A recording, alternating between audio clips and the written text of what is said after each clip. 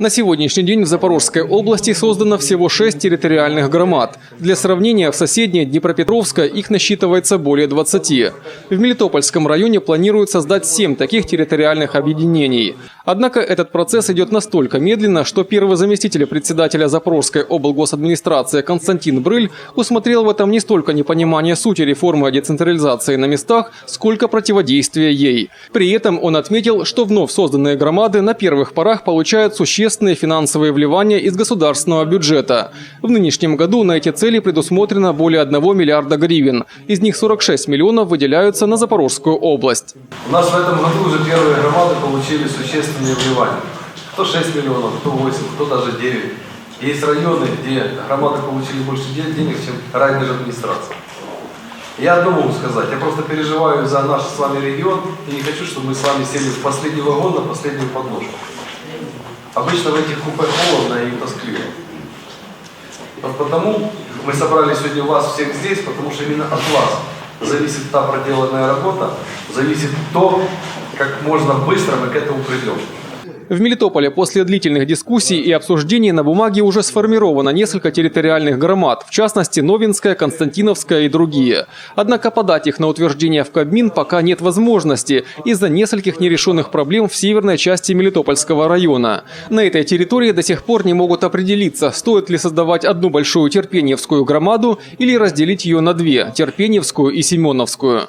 Тобто наша задача з вами зараз, по-перше, це зрозуміти, які проблеми перед нами стоять, і розподілити цю проблему на два завдання. Перше завдання – це треба завершити роботу над перспективним планом.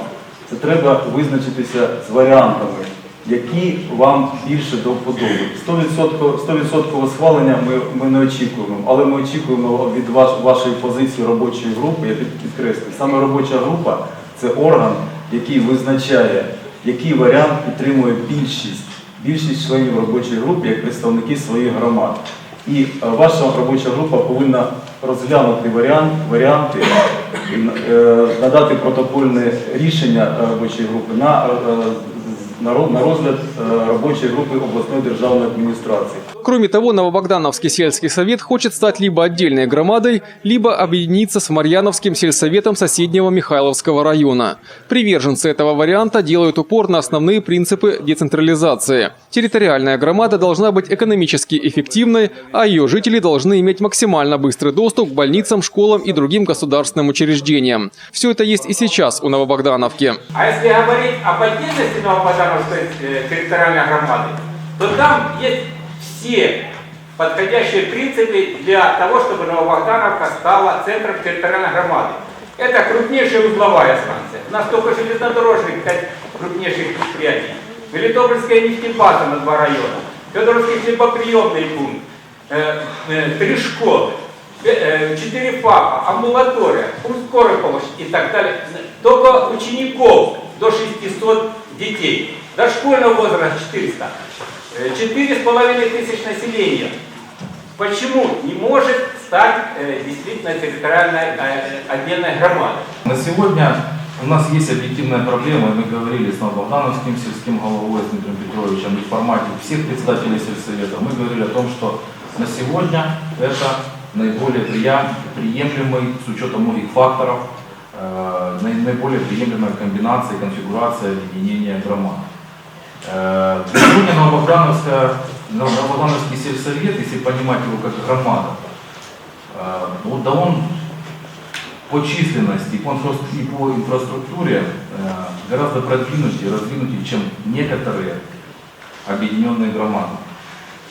Я в связи с этим подготовил письмо и написал его, думаю, Александр Николаевич, я думаю, вы его уже видели.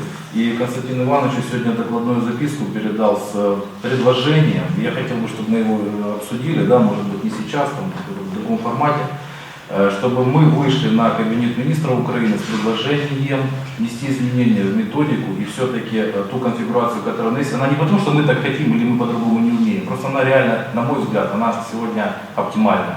Вот для того, чтобы мы сохранили, для того, чтобы мы эти услуги приблизили к людям, нам необходимо, чтобы вот та конфигурация, которую мы обозначили, которая включает Новобогдановский сельсовет как Новобогдановскую громаду, чтобы мы его сохранили. Остальных сельских голов Мелитопольского района больше заботило то, что конкретно даст жителям сел объединение в крупные территориальные громады. Пока никаких конкретных цифр от специалистов и областных чиновников они не получили. То, что мы просили, нам ничего не дали. Меня на сегодняшний день интересует. Я обратился на сессии к 2 громадам для объединения. Эти громады, в свою очередь, хотят увидеть плюсы. В чем они заключаются? Подоходного налога сколько получаем, или сколько нам останется 60%, мы не знаем. Какова будет целевая освитная субвенция и медицинская, мы не знаем. Какие школы попадут под сокращение, мы не знаем. То есть перед тем, как идти к людям, мы должны положить документы, 3 председателя и 3 бюджетных комиссии сельских советов, сесть и это посмотреть. При объединении, что у нас будет, что мы должны честно сказать людям. Константин Брыль пообещал, что команда экспертов поможет просчитать плюсы и минусы объединения в громады. В то же время он напомнил, что определиться с громадами надо уже этой весной, потому что реформа и так затянулась по времени. А вообще ситуацию с добровольно-принудительным объединением в территориальные громады очень точно описал один из участников заседания. Мол, все равно с этой подводной лодки нам никуда не деться. Поэтому в любом случае реформа будет завершена. То ли с согласия жителей района, то ли без него.